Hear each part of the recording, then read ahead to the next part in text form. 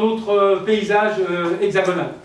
Et donc, nous voyons déjà dans le champ des mobilisations de la Russie, alors évidemment l'Iran bien sûr, est dans un clivage chiite, mais la Russie c'était moins évident. Eh bien nous aussi, si on y regarde bien, et l'autre jour, pour commenter la situation à Kobané, où nous tous étions exaspérés par l'attitude de la Turquie. Comment la Turquie laisse les Syriens se faire massacrer à Kobané? Et j'ai dit oui, elle les laisse se faire massacrer parce qu'elle les trouve trop kurdes. C'est-à-dire qu'elle fait primer sa crainte de l'irrédentisme kurde sur sa peur de l'islamisme radical, parce que l'islamisme radical, merci, on a déjà donné, on est armé, c'est pas l'ennemi principal.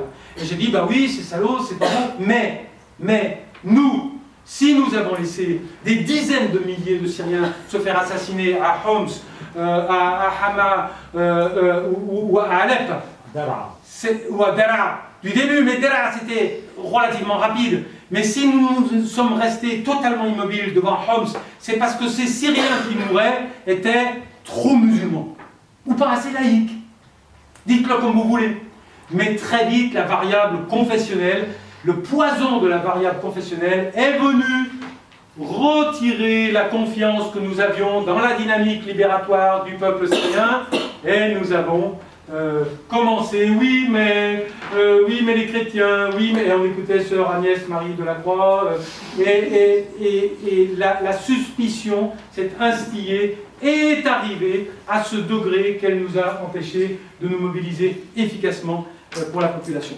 Ça c'est le deuxième acteur, il ne me reste plus que deux, je vous rassure, ça va aller vite. Le troisième, ce sont les Irakiens, bien sûr.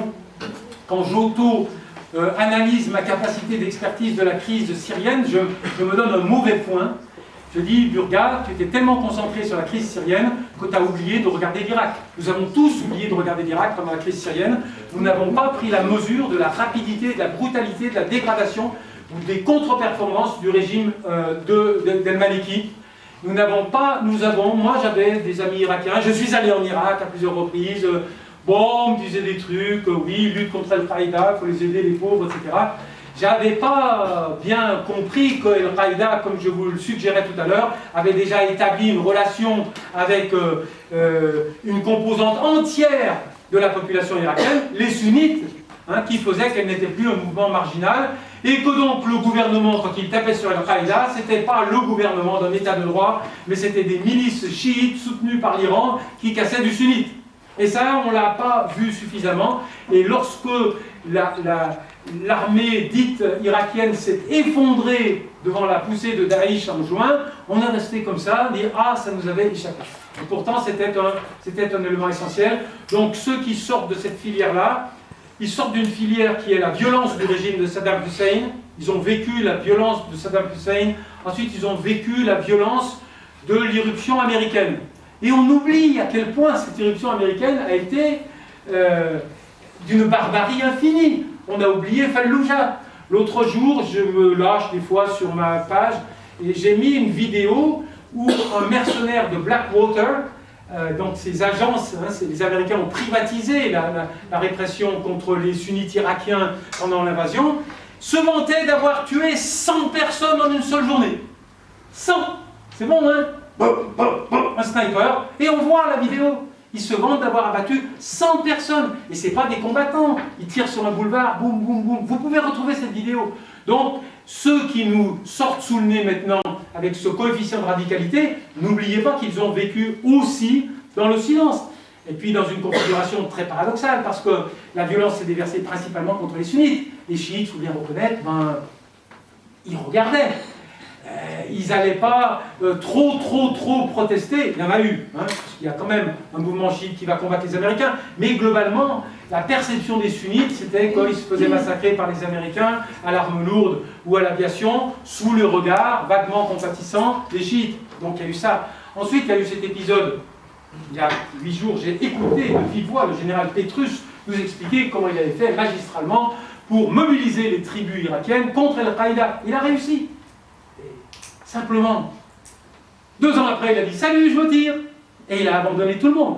C'est-à-dire que tous ceux qui avaient été financés par les Américains massivement pour pour se rebeller contre l'aile radicale des sunnites, ils ont été lâchés comme ça du jour au lendemain.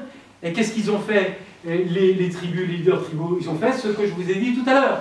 Ils sont tournés, ils ont regardé, ils ont dit, bah, il ne nous reste plus tellement d'options, c'est celle-là. On fait alliance avec les radicaux. Hein. Même si idéologiquement, tout le monde n'est pas forcément, même si l'internationalisation des combattants islamistes pose un problème de légitimité. Je vous rassure, c'est le dernier point maintenant. La quatrième force qui a fabriqué cette expression extrêmement radicale, c'est ce que j'appelle, je ne sais pas si vous connaissez en langue anglaise, le site qui s'appelle The Angry Arab. C'est un site assez célèbre qui répercute les attentes de la population arabe aux États-Unis dans le conflit israélo-arabe notamment. Moi j'ai inventé The Angry Sunnis. Mais The Angry Sunnis from all over the world. Les Angry Sunnis, les sunnites en colère, sans frontières, hein, djihadistes sans frontières. Le quatrième acteur de cette émergence d'un acteur international ayant une assise territoriale, un discours de rupture, c'est évidemment les laissés pour compte de 75 ou 80 systèmes politiques du monde. Les djihadistes viennent de 75 ou 80. Ça veut dire qu'ils ont raison parce qu'il y avait un dysfonctionnement? Non, on a besoin de savoir. On doit prendre le temps de le dire. D'où ils viennent? De Tchétchénie. Est-ce que vous avez une idée de pourquoi ils viennent de Tchétchénie? Oui, vous n'avez pas besoin de moi pour le dire. Ils viennent de Chine, c'est des Ouïghours. Est-ce que vous avez besoin de moi? Certainement pas. Mais après, promenez votre culture générale, les dysfonctionnements du système politique arabe. Ils viennent évidemment de Tunisie. Ils viennent d'Égypte massivement, ils viennent de Libye. Allez chercher les raisons, vous verrez toujours des dysfonctionnements de la capacité d'intégration du système politique qui fabrique des individus. Alors, on aura peut-être tout le temps de parler. Il y a le phénomène des convertis. Ne nous prenons pas les pieds dans la communication de Daesh qui met en avant ces convertis comme s'il n'y avait que des convertis. Non, je suis désolé, quand même 80% de combattants étrangers qui viennent de situations politiques arabes. Hein. Donc ne l'oublions pas, ne nous laissons pas. J'ai lu des choses absolument ahurissantes. La révolte n'a rien à voir avec les attentes du monde musulman puisqu'elle vient seulement des marges, puisqu'elle est portée seulement par des convertis. Non, ça c'est caricatural. Donc, promenez votre culture générale dans les 75 nations où des gens s'estiment exclus de la distribution des ressources politiques et partent. Alors attention aux djihadistes quand ils partent, ils ne partent pas vers le djihad immédiatement, ils partent d'abord faire la hijra. C'est-à-dire qu'ils émigrent vers une terre où il estime que toutes les expressions sociales et politiques de son appartenance religieuse pourront s'exprimer sans entrave, sans interférence ni occidentale, et pour certains, ni chiite. Donc il arrive au Sunnistan libre. Ce Sunnistan libre, il va immédiatement admettre qu'il doit le défendre. Qu'il doit le défendre par les armes. Donc la corrélation rhétorique entre la hijra et le djihad, c'est on arrive au Sunnistan libéré, on arrive dans une terre où enfin nous pourrons vivre toutes les expressions de notre religion sans interférence occidentale. Bon. Petit point quand même sur cette terreur qui règne parmi nous de voir des jeunes partir faire le djihad. J'espère que je ne vous l'apprends pas, mais l'attitude des autorités françaises est extrêmement ambivalente dans ce domaine.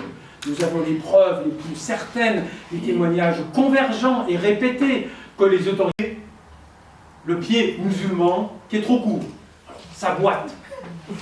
C'est-à-dire la capacité de cette composante de la nation qui est de culture musulmane à participer à l'équilibre des représentations et des actions est insuffisante. Et puis quand je suis très très énervé, mais Mona Chollet l'a dit dans le monde diplomatique plus explicitement encore que moi, je dirais qu'il y a non seulement un pied qui est trop bas, mais il y a un pied qui est un peu trop haut. Et ça accentue le déséquilibre. C'est-à-dire que les uns, et dans le champ du conflit israélo-arabe c'est absolument explicite, les uns ont une propension à pouvoir exprimer de façon légitime aux heures de grande écoute dans les institutions du paysage audiovisuel français leur point de vue, leurs attentes, leurs craintes, leurs joies, leurs peurs, qui est supérieur aux autres. Et tant qu'on a ce système-là, eh bien nous fabriquons de l'exclusion, et tant que nous fabriquons de l'exclusion, à la fin de cette chaîne de l'exclusion, nous pouvons avoir des comportements de rupture dans une proportion qui est infime au regard de la population musulmane en France, mais que nous devons regarder en face. Merci infiniment de votre attention. Passionnante conférence qui donne des clés de lecture d'un conflit ou de conflits qui semblent de loin incompréhensible. Alors j'ai bien aimé la parabole de la table, que je dirais la Maïda déséquilibrée.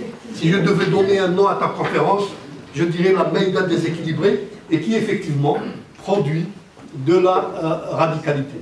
Alors, je ne crois pas que nous avons beaucoup de temps, puisqu'il est déjà 19h30. En fait, je suis totalement contre que le Daesh a été créé par le président de la Syrie. Parce qu'en fait, il y a certains faits qui disent que c'est vraiment une pure création des Mossad et des États-Unis. Si on revient, il y avait une conférence, c'était Henry Kissinger, c'est l'ex-ministre de Nixon, je pense. Il parlait un peu de son point de vue sur comment le monde va être, c'était en 2007, donc dans quelques années. Son idée, c'est que les États-Unis vont devenir une puissance mondiale et Israël va contrôler un peu le Moyen-Orient. Et comment le contrôler? L'idée, c'était, après il y avait quelques documents de fuite, et c'était de créer le califat, celui qu'ils ont créé maintenant, le Baghdadi. En fait, il a été vraiment entraîné pour créer un nouveau courant de l'islam. Un islam qui diffère de l'islam de